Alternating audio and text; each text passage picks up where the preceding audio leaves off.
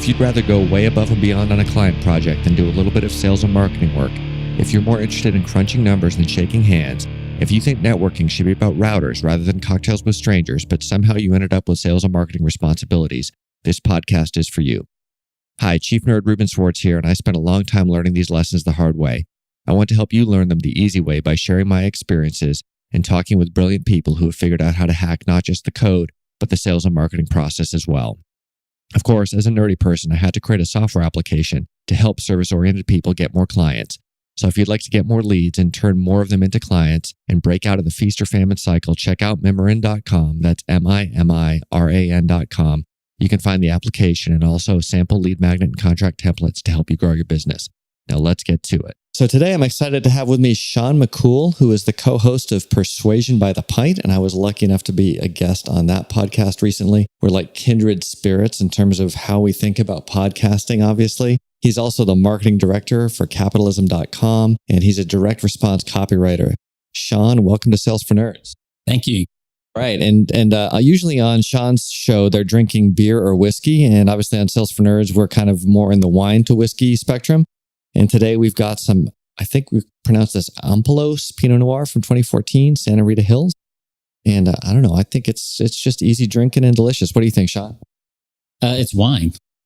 That's about all I can say. I don't know that what's good wine and bad wine, honestly. I mean, it's but actually, yeah, it's got a nice, there's no aftertaste. So I guess that's a nice clean finish. Would that be right? So it works for me. I think that's what I mean. It's easy drinking, right? It's very approachable.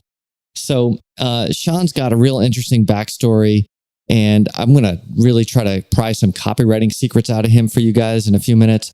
But before we get to that, Sean, tell us a little bit how you got to this point.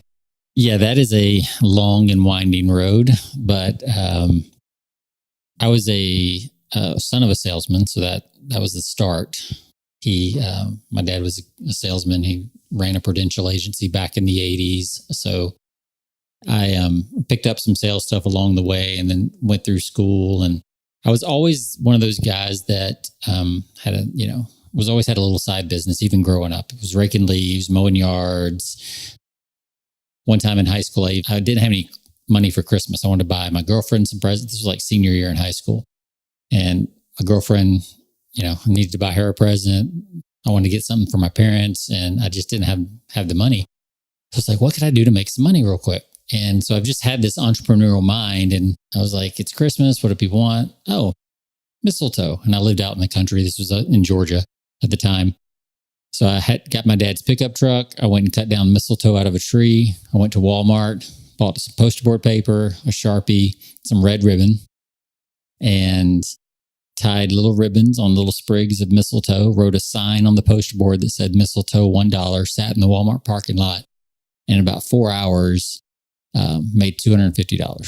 That was 1988, I guess, so $250 was decent money back then, So I was pretty happy. I was able to go on a little shopping spree, buy presents for everyone, and I felt so good about just being able to create and, build a little micro business that lasted literally for 4 hours and able to provide for myself and my family and those I cared about.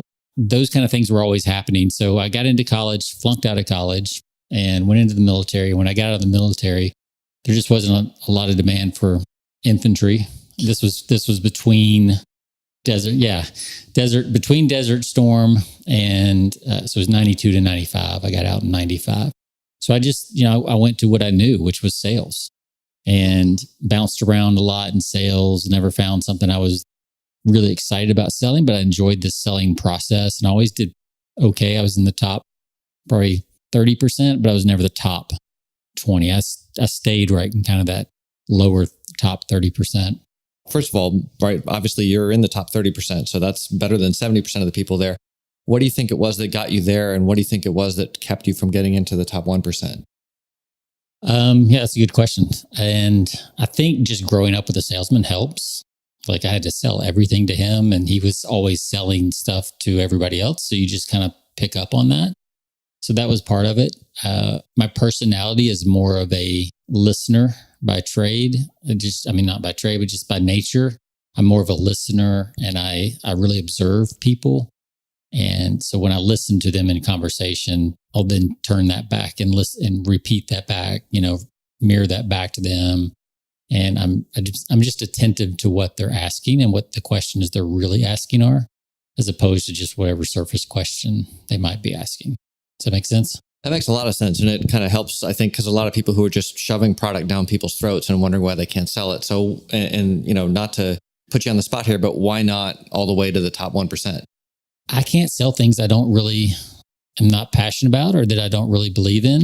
A lot of the sales guys at that level, I hate to say it, they just don't really care what the product is or how it is long-term for the person. And once I kind of find out that the product's not quite what the person I was selling it for said, I kind of lose interest.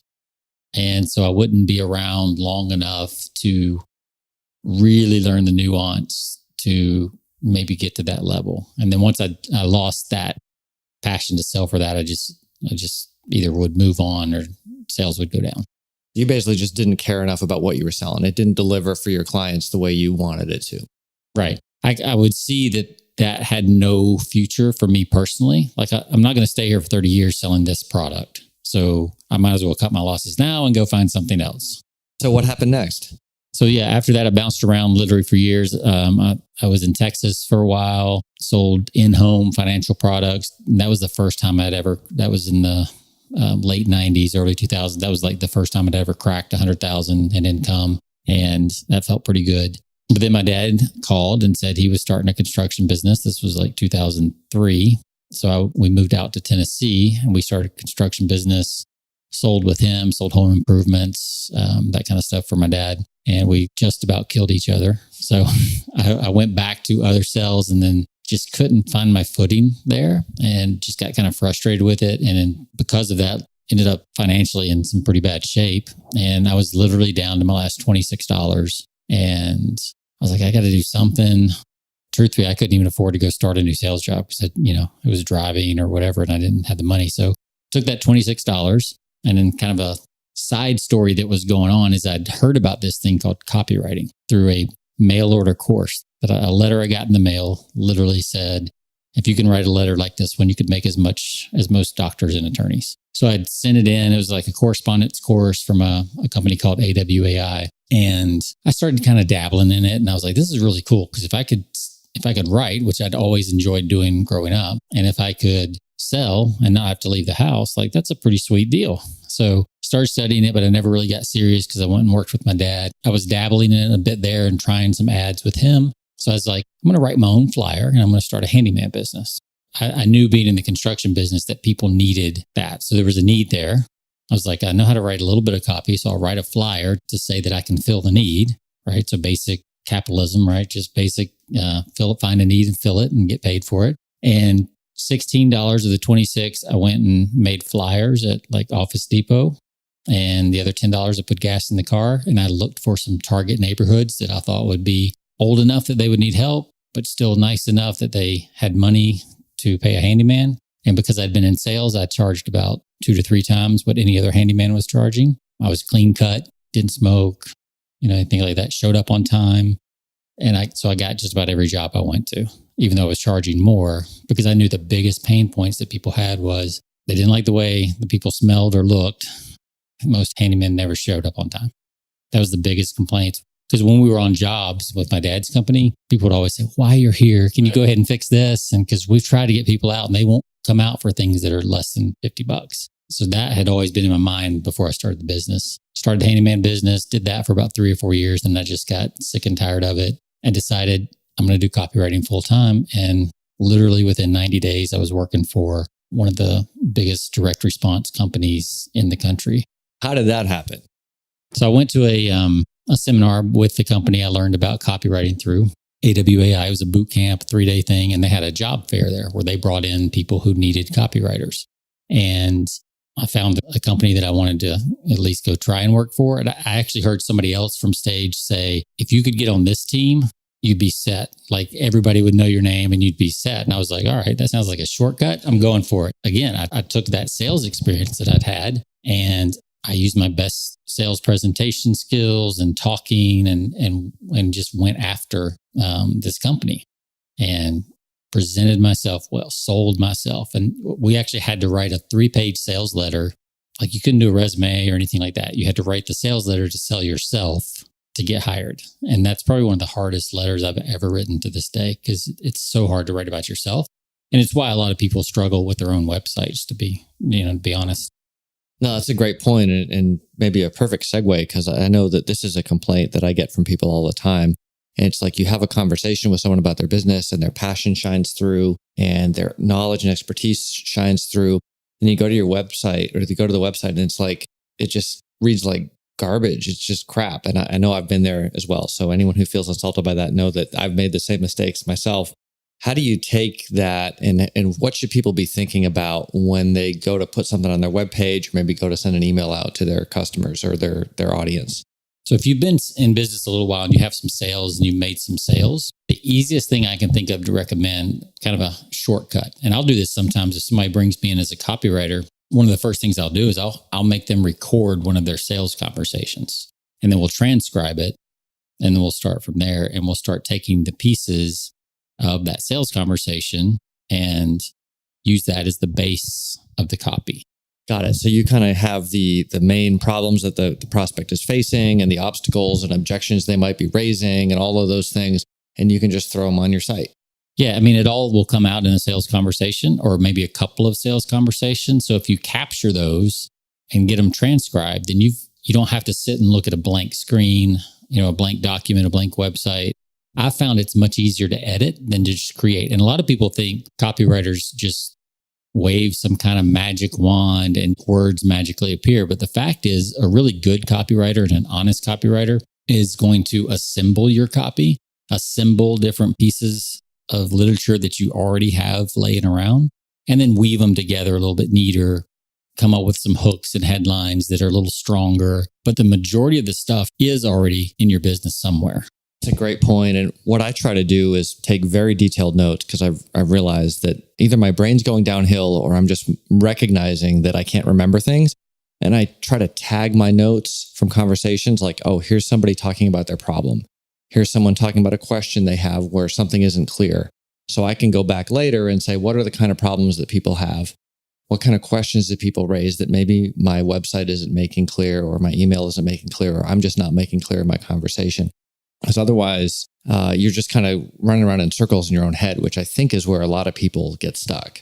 Yeah, including myself. Like, this is not, and it's not something that goes away. I mean, I know copywriters that have been writing for, 20, 30 years. And if they don't have either a template to start with, and a lot of them made their own, they just literally, I've had times where I start with a blank doc. I'm kind of working on some stuff, and I'll just outline the basic flow of a sales letter or website, like the main page. And it would be exactly what I would do if I was in front of somebody. I'd get their attention.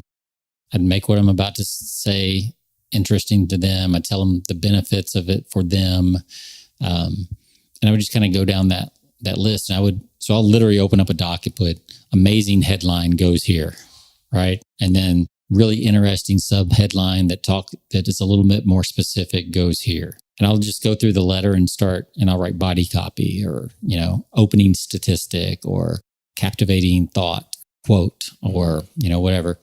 And then I'll start going back, and I'll start researching either the company, and I'll just start dropping the research. So it starts out, it looks like it's just a complete mess, and there's a lot of research notes in it. And then I'll just start going.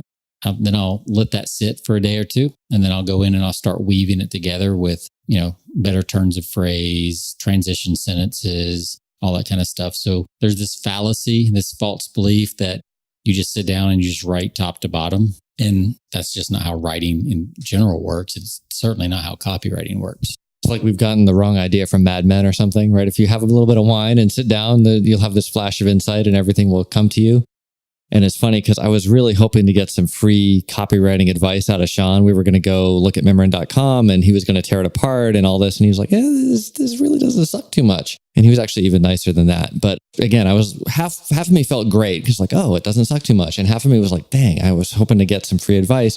But I was telling him that the reason it is not sucky, relatively speaking, as it is because people would go to the website and then I'd talk to them. And they would say, oh, I get it. I went to your website and I didn't understand that at all. And I would go back and look at my notes and say, okay, I explained X, Y, and Z. I better put that on the website, right? And it was just sort of an iterative process. And then there's other people where I say, I don't really think that what your customers are buying is what you're describing. Let's talk to your customers and hear from them. What words are they using to describe their problem and the solution? And let's throw that on the website. Is that a good approach? Yeah. And people don't like hearing that because it is slower and you just want to pay somebody to write it all and have it all. But, most websites are built in WordPress or something similar that's editable. So, there's a reason for that. So you can go in and make changes easily. It's not like the 80s or 90s where you had to print a brochure and then you were stuck with 5,000 copies for, a year or 2 years. And it was a big deal to change it. You can change these things pretty quick. Even if you hire an outside firm, you can change the text very easily. Now, if you want to do a whole new redesign, that's really not necessary. Maybe every couple of years just to look current, but the copy can be changing constantly. Day to day if it needs to, and it shouldn't need to, but I'm saying if you get information like you did, you just go in the site and you add even if all you had was an FAQ page and you just add new FAQs, frequently asked questions every day and the answers, that would be good. That would make a big difference.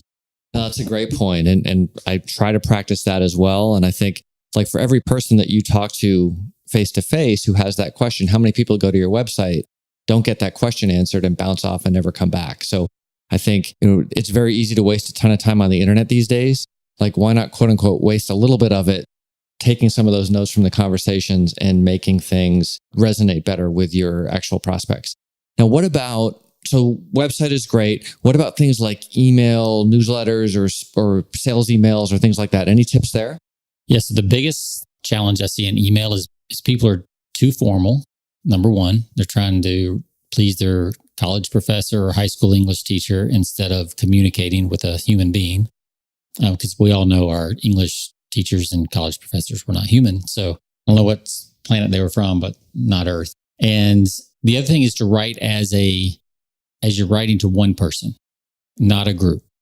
So even if you're sending out a mass email to your entire list, you want to write it as if it's to one person. It's easy to fall into writing to a group. You just have to really concentrate. And what I do is I will write, if a client hires me to do an email series, like a follow-up series, and it's going to be a 30-day follow-up series. So maybe there's 15 to 20 emails. If you have a sales process and you have a place to get them on your email list and they don't buy, you should have a follow-up series that just kind of taps on them for the first 30 days, kind of as a minimum.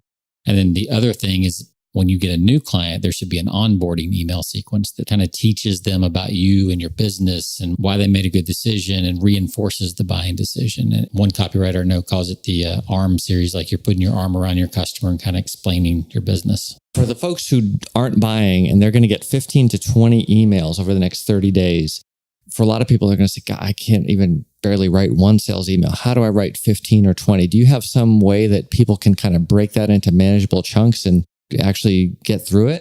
Yeah. So what I do on that, first of all, is I'm only worried about writing one a day. I'll literally get my coffee in the morning when I have a project like that. I'll come up to my desk. I'll open up Google Docs, is what I usually use to share with clients. So I'll use Google Docs and I'll just sit down and I've usually talked to the clients enough to kind of know, what the objections are that people have. So you could literally go through your FAQ page. You could go through any sales pages that you do have. You could go through your sales conversation and break down the sales conversation by different points. I'll give you an example. I had a client that they were doing a webinar. He's a financial planner. He did a webinar. The webinar was about 35 minutes, and he walks people through a series of financial models that he shares with them.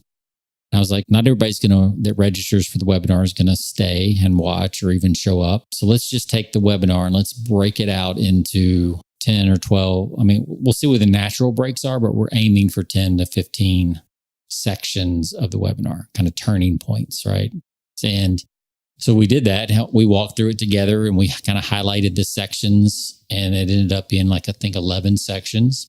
So each morning I would just read his transcript from the webinar, look at the pictures that went with it. Then I would just sit down and I would basically retell that same story in an email. So it's almost like the transcript of the webinar, put into email, but I would put a little bit of an intro and a little bit of a kind of wrap it up so it wasn't left hanging like there's more. And I don't like series where I'm going to tell you more tomorrow. Like I don't do those. I like to wrap it up every day and just let each email stand on its own. And that's just my personal opinion because I think people skip around. I mean, the chance of somebody reading your emails in a row every day, they're probably going to miss some, delete some, that's normal. But I would approach it with, I would have a list of concerns or a list of key points I wanted to make or a list of objections that I wanted to overcome, get my coffee, and I would write one email a day. And that's it. Don't worry about trying to write. If you try to write 10 or 15 emails in a day, you will go crazy. I mean, it's just too much writing. So that's a great point. So let's just say that you have a typical 30 to 60 minute sales call, which you could in theory turn into a webinar, which you can then, which is something I'm in the process of doing, which is a whole other story. It requires more wine. And then you can take that and break that into the series of 15 to 20 emails. And so you don't have to reinvent the wheel each time. There's a process because you're already doing the sales calls. It's just a matter of kind of taking some notes and being able to break it down and do different things with it. I love that. Now, one thing that people spend a lot of time on seemingly with email sequences is sort of the mixture between education and calls to action or selling. Do you have any thoughts there on kind of the right approach? I like to try to give value in each email. Breaking apart a sales presentation or a good sales presentation or a good webinar that does add value and kind of help solve some problems, but it still leaves enough problems unsolved that they want to hire you. I like to use those. And then my call to action will usually be a PS. Hey, if this resonated with you and you think you'd like to work together, give me a call. Just a soft, call to action. And I like to put those on just about every email. And maybe every fifth or sixth, I won't put that PS. And calls to action don't have to be for a sale. They could be for more information. It could be go check out this article that's like this. It could be here's a worksheet that you could work through. It doesn't have to just be an ask. The call to action could be a give. Here, click here to get more. Here's a little bit more nuance about what we just talked about in this email. If you liked it, check it out. Or here's a podcast I did on this topic. If you've been a guest on a podcast, if you've, whatever. It could be a YouTube video. It could even be something that's not yours, but relates. You could use that third-party credibility to build your case. So if I'm understanding this right, each email is going to add value on its own before you get to the PS. But you do a little PS there so that if someone's like, yeah, I want more, they can click on it. But the people who don't necessarily want more, they're not annoyed and they're still happy to get it the next day.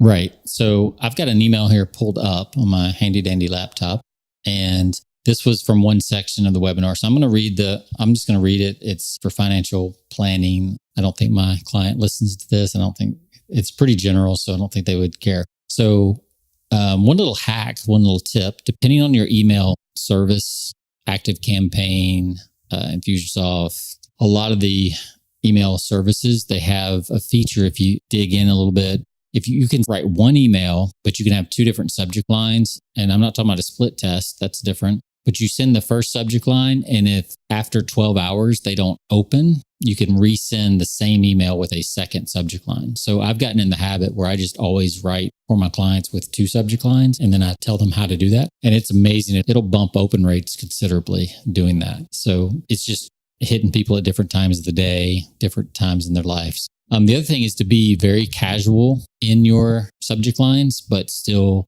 have something to pertain. So think about if you were writing to a friend, how you would say it. Like literally, if it was your buddy and you were going to a game or something, or you're wanting to meet up for dinner or meet at the lake for a weekend trip, like what would your email be? It wouldn't be like all caps, and it wouldn't be like headline style where the first letter of each word is capitalized. It would be very informal. It'd be probably pretty quick because you don't want to bother them with their time. And the whole email would have kind of that casual, a little bit of a casual tone.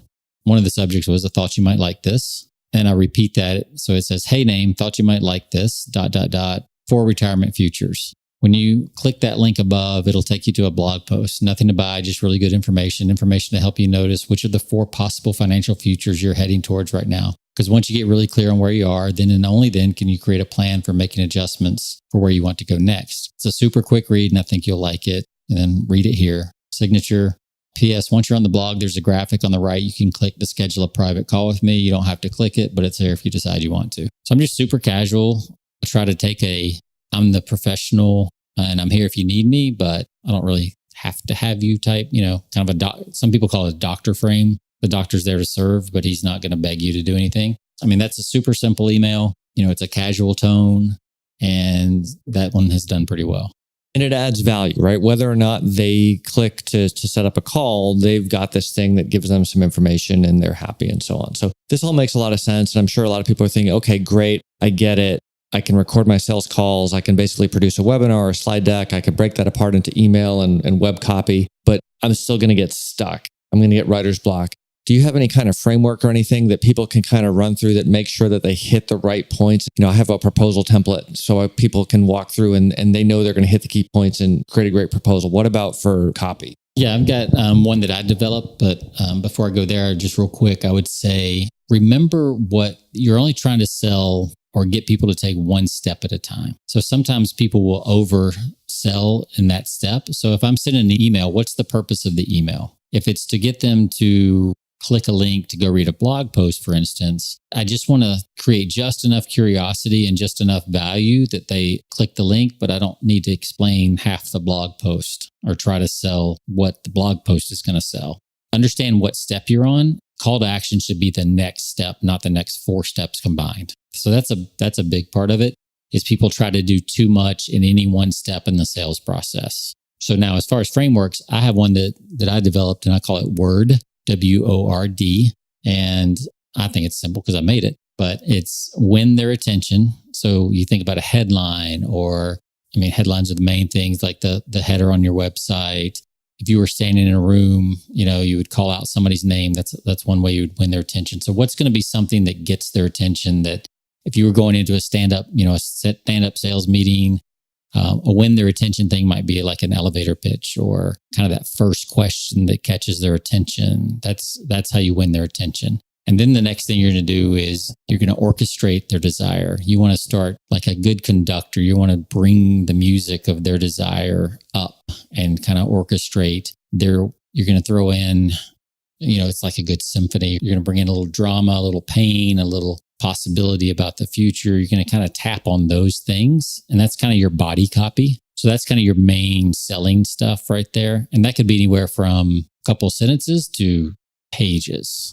It's like you win their attention with the headline, and that earns you the right to then go into, here's the symphony of all the stuff. Right. Yeah. So, and then from there, so you've built your case, and at that point, they're probably going to have some skepticisms. So you want to resolve their skepticism. So if you think about it, like you're winning their attention, and sometimes you might need to be a counselor to ask them a good question. Sometimes you might need to be like a coach and get their attention that way, like be a little bit more bold. And then as you orchestrate their desire, you're going to be like a good attorney in a courtroom where you're going to like lay out the facts and kind of lead them into the direction that you need them to go and help them see the things that they need to see. And then the R is resolve their skepticism. So they're going to have skepticisms as you go through. But so I will say this, like in any given one of these points, these kind of overlap, like just in your orchestrating their desire, there's going to be also places where you need to re-win their attention. You need to go ahead and resolve some skepticism right away. So what are the big objections that you hear over and over in your business? You got to make sure you cover those. So if you had a piece of paper and you just wrote out W-O-R-D, down the side, kind of like I was doing with my headlines. So it'd be win their attention, orchestrate their desire, and then resolve their skepticisms. That's overcoming objections. And then the D is determine what happens next. So you just want to kind of drive them, or you can use drive to the next step, whatever works for you. And that's just directing their next action. So is it to click? Is it to call? Is it to download something? Whatever it is. Just having that framework in that order. Because if you ask for the action too soon, if you're trying to direct them to the next step too soon and you haven't resolved the skepticisms, then it'd be like, what's that? W-O-D-R, it'd be water, which doesn't really make sense. So if you keep the word in mind, and you can go back and listen to kind of the podcast and take some notes. But if you just wrote that down on a legal pad, kind of as a framework on the side or a Post-it note, and then wrote your email, okay, does this subject line really win their attention? Okay, does this body copy kind of orchestrate their desire to learn more? Does this section here, kind of the wrap up, the conclusion, does it resolve any skepticisms they might have about what I just said? Either it doesn't sound true, and then have I resolved enough skepticism that I've earned the right to ask them to go to the next step or direct their action to the next step. That's great. W.O.R.D, W-O-R-D. And we'll have that in the show notes just in case you're like driving or running or something, can't write that down. One question I have is, sometimes I see these long form sales pages and they basically have the call to action sprinkled throughout. It's not just at the end. What do you think about that? Yeah, I think it's good. Depending on the pain, it's just like sales.